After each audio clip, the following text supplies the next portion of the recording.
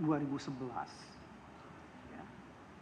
Tapi tidak ada satupun yang bisa menjawab apakah kontribusi ini sudah disiapkan atau belum masuk dalam apbn. Betul, itu yang saya temukan di sini.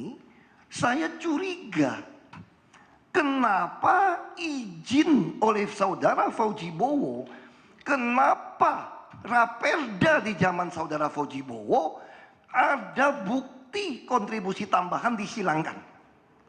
Makanya saya tidak berani mengikuti jejak beliau.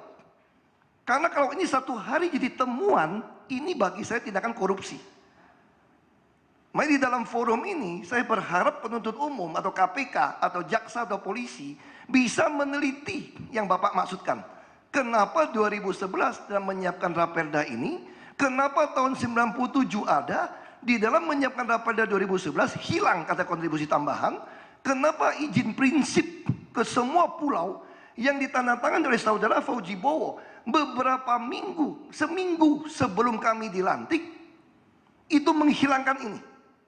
Saya minta semua aparat hukum periksa untuk masalah ini, biar media bisa tulis ada apa di sini, ada apa. Bagus penuntut penasihat hukum, Anda mau gali situ, justru saya dari dasar situlah saya tidak berani lakukan. Kalau saya ikut masuk nanti karena ada penghilangan